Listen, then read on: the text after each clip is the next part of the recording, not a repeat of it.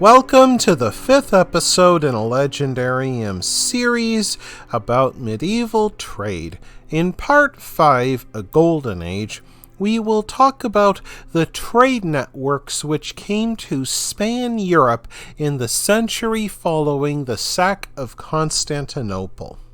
In the year 1204, the Fourth Crusade set out for the Holy Land in the hopes of liberating that place from non-Christian rule. However, the Christian soldiers found out that in order to get there, they had to pay exorbitant fees to the Venetian merchants who ferried them across the eastern Mediterranean.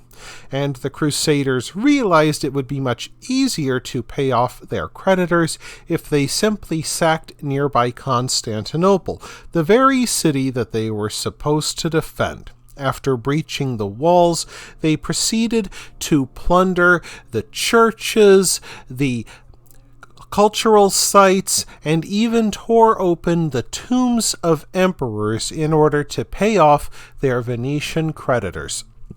In the years following the Crusade, East Roman treasures made their way across Europe, and Constantinople, the premier trading city of Europe and home to 300,000 people before the sack, went into decline.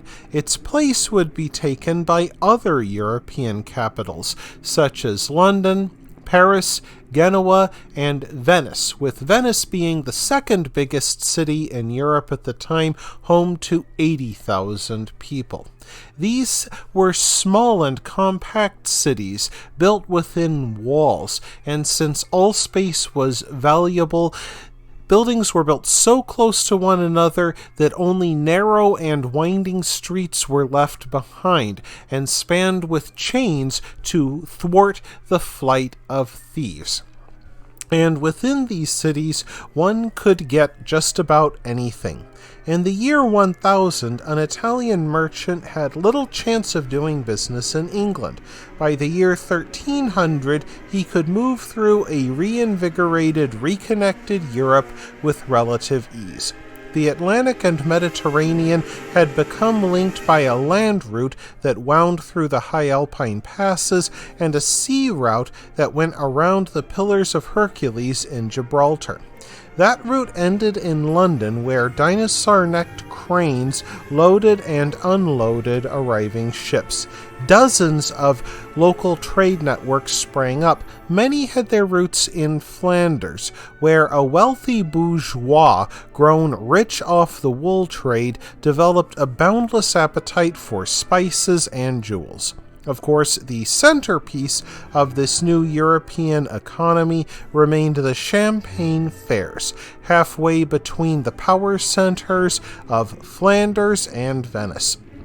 The fairs were held across the year. In June, they were held in Troyes.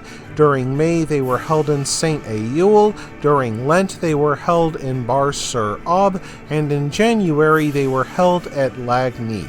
All of them had active support from the Counts of Champagne, who provided policing services and paid the salaries of officials who supervised the fairs. Traders of wool, cloth, spices, and wine gathered from across Christendom. Some of the fairs lasted up to 49 days and brought in vast sums to the Counts of Champagne.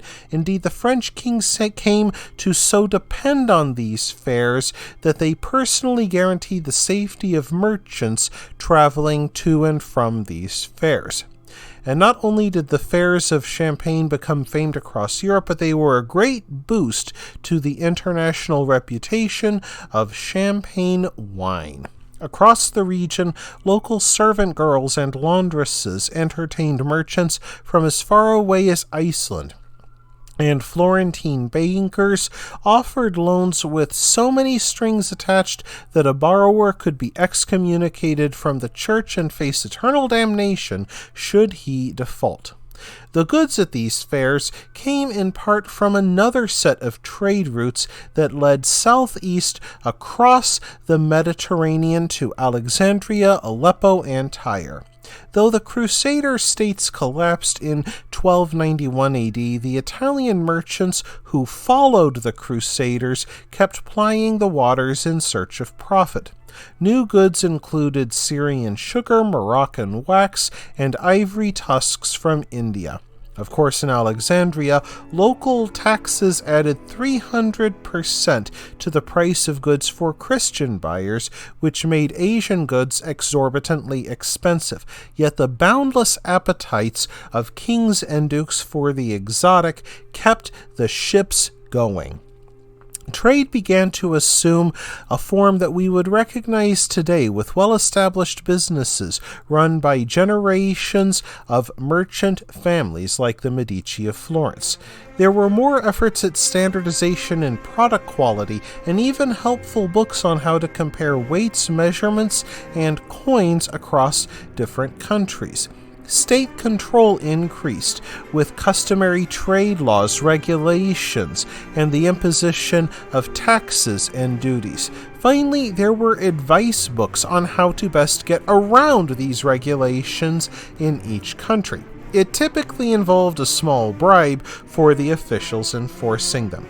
During the 13th century, bankers from northern Italy, collectively known as the Lombards, began to achieve a preeminent place in the European luxury trade. They became moneylenders to the rich and powerful. They enhanced their business skills by inventing double-entry bookkeeping, and creative accountancy allowed them to avoid the Christian sin of usury. Rather than collecting interest on loans, they presented it in the accounts as either a voluntary gift from the borrower or simply a reward for the risk taken. Siena, Lucca, Milan, and Genoa all profited from the new trade, but Florence took the lion's share. Florence was well equipped for international finance thanks to its famous gold coin, the florin. First minted in 1252, the florin became the international hard currency of its day. Yet, the actions of one king showed the dangers of becoming bankers to the rich and powerful in medieval Europe. During the 1340s, King Edward III of England engaged in the expensive business of war with France.